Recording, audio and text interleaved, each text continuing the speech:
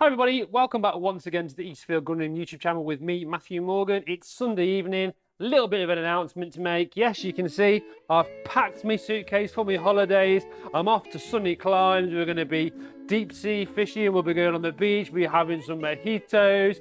And my flip-flops I think are in here. I think I'll pack my sun cream. I'm hoping my inflatables are in. I did ask Amy to pack them, but we'll have to see. And yeah, I'm going to be about 3 weeks and then I'll be back and then we'll be back to filming and... Oh no, it's a Browning. That's right folks, I got mistaken between my suitcase and this Browning.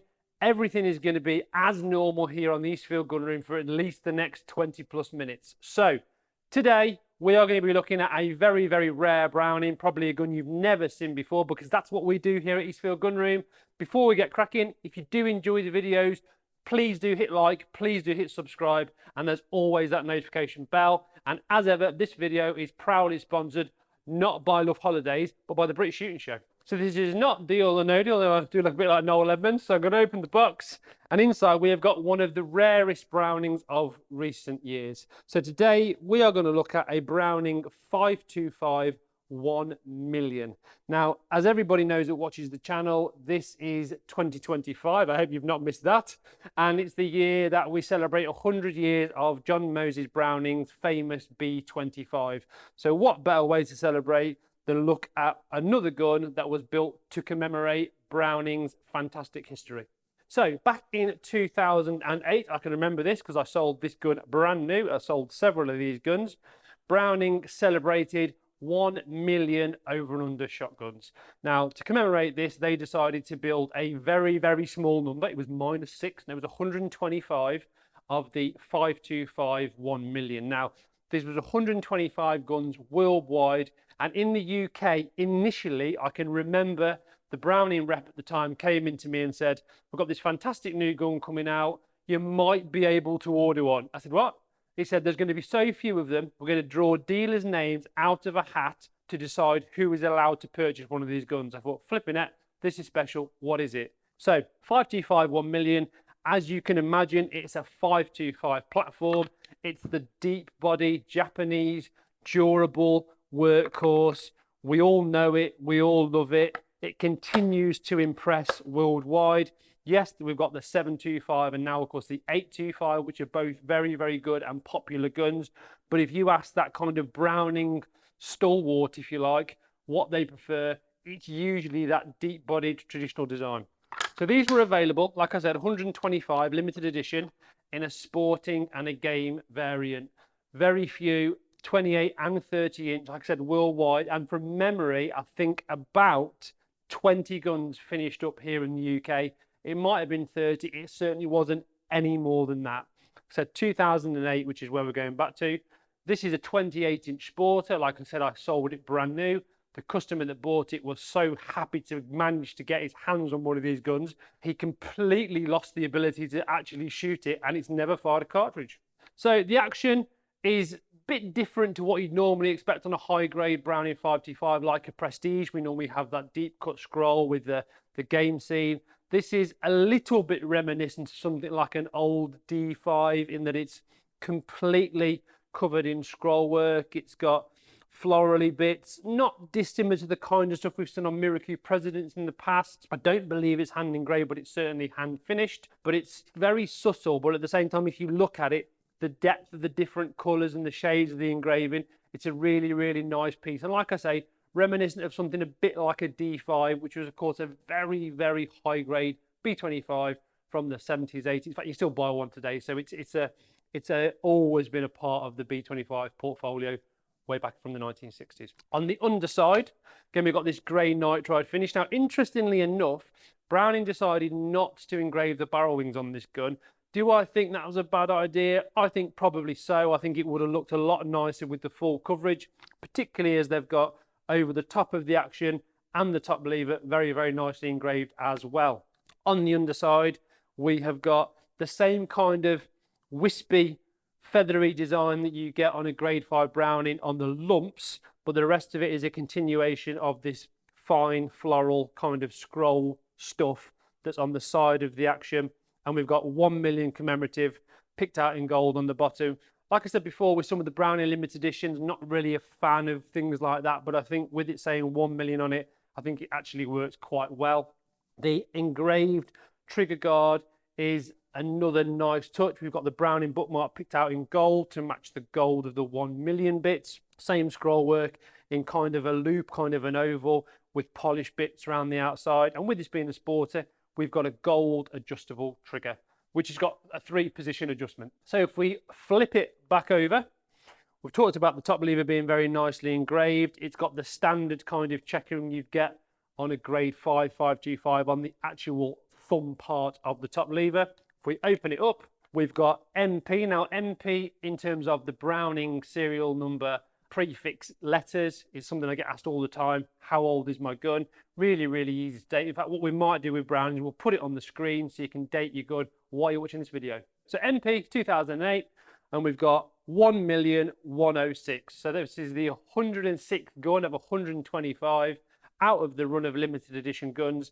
And I think that in itself, having a very specific, unique serial number, obviously all serial numbers are unique, but this is a special serial number, is a really nice touch. And to finish off, the engraving on the back strap and the selector is really nicely matched with the rest of the gun. So onto the barrels, and this gun is of course 2008. The 525 was actually born back in 2003. Now this gun has got nominal bores and Invector chokes. We didn't actually see Invector Plus, I think, until about 2010 or 11 with the overboring, which of course, if we look at modern day Brownings and Miracoos, is what we've pretty much got across the range. Sporting 28-inch 10mm rib. We all know about this rib. It's got the tram line, it's got the center bead. Both beads are of course white. Barrels are ventilated and the rib is ventilated. Now, interestingly enough, if we look on the bottom of the barrels here, we've got 18.4, which is of course the bore. This is also, which is quite an early one, fleur-de-lis steel shot proof. So although this is a very collectible gun, if you did want to use it from now until eternity, you could do a steel shot. The multi-chokes themselves, the Invector multi-chokes on this gun are stainless steel. What Browning did is towards the end of the life of the Invector 525s, they did away with the kind of blued chokes and they became stainless steel, which of course is a much better idea when you're going out in the rain. So that's the barrels, not particularly heavy. We'll look at the weight, which will be on the proof certificate in the box. The gun tips the scales at £7 9 ounces. So in terms of an all-rounder, it's got a little bit of extra weight for clay shooting, but at the same time, if you did want to go game shooting, put some bigger cartridges through, 30, 32 gram loads, it's not going to kick you about like a lighter weight, traditional, conventional game gun would.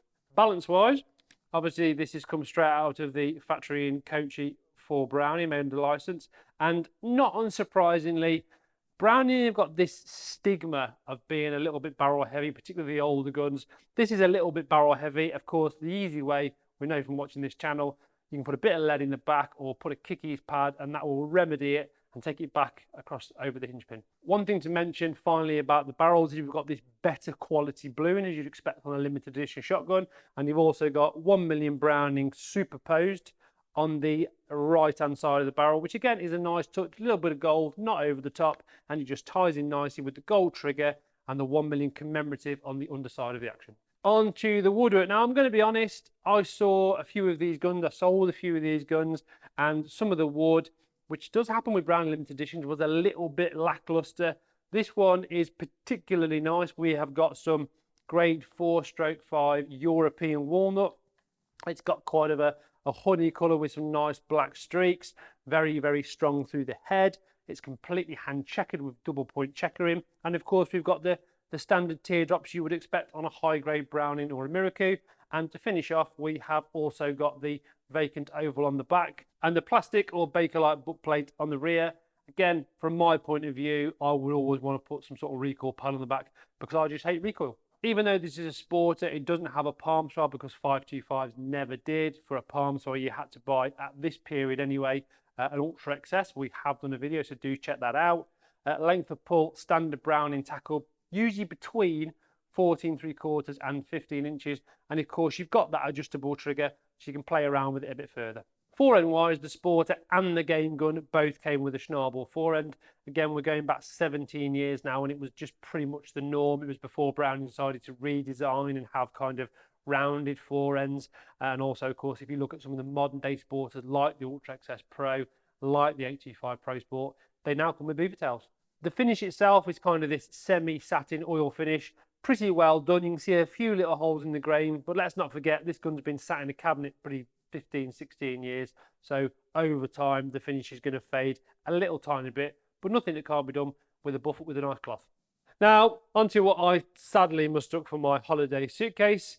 This was the case that the gun was supplied, which again was another special touch. It was custom fitted, traditional looking. We've got this very nice kind of chestnut coloured leather, brass corners, and we've got Browning Citori 1mm limited edition.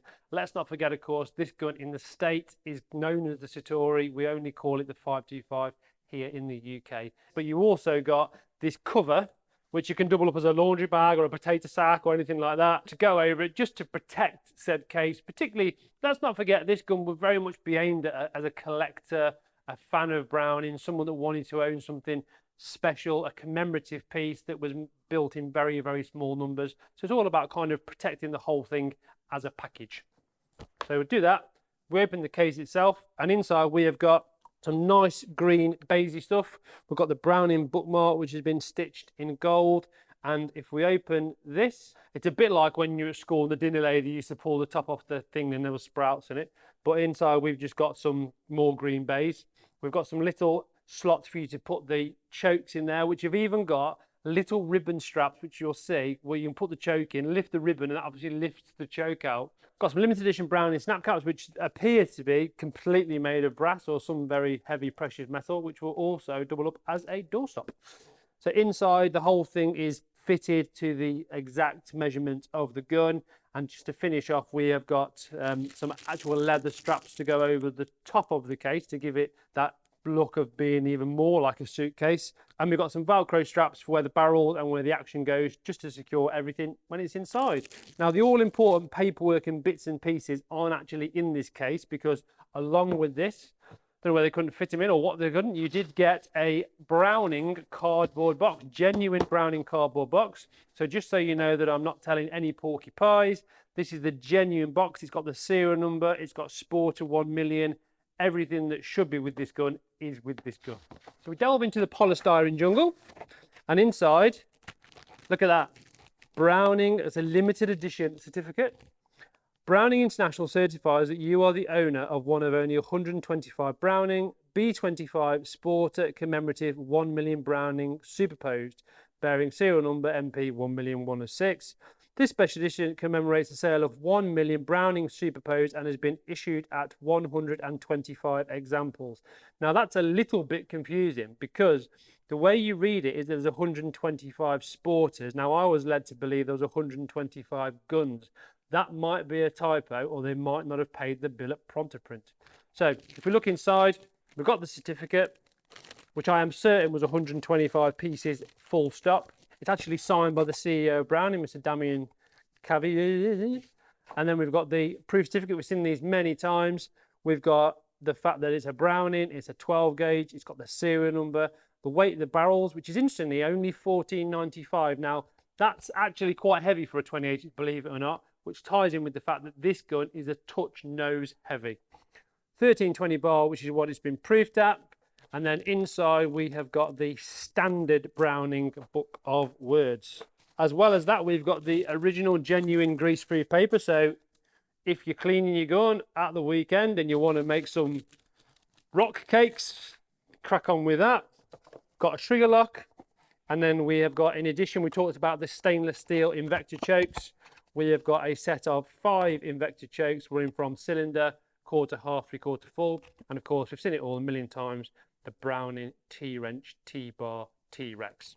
And that is pretty much it. I wanted to find some rare and collectible Brownings this year. It's 100 years of Browning. It's a very, very special occasion for Browning themselves, Browning owners, Browning enthusiasts. This is the start. We've got some more stuff to come, so do stay tuned for that. However, if you think you've got an even more rare, more exciting, more desirable, bigger suitcase Browning, feel free to get in touch and we'll be happy to review the gun for you.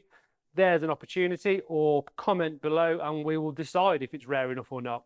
Now, let's not forget, This is a limited piece, 125 guns. For a Browning enthusiast, this is a little piece of history. It'd be a very nice gun to own. Yes, it's a shame it hasn't been fired, but that does mean it's going to give someone a lot of shooting pleasure potentially in the future. That has been the 525 1 million with me, Matthew Morgan from Eastfield Gunroom. If you've enjoyed the video, do please hit like, do hit subscribe, and don't forget that notification button, then you'll know when we are, which is usually on a Sunday night, to be fair. Feel free to comment below, like I said, about any rare kind of Browning. Contact me about anything shotgun related. I love talking about shotguns. You probably know that already. Don't forget to check out the website. Don't forget, as ever, British Shooting Show, February 2025. This video is once again proudly sponsored by them. It's been a great gun to show you. If you haven't seen it before, I hope you've given you 20 minutes of fun, and I'll see you next week.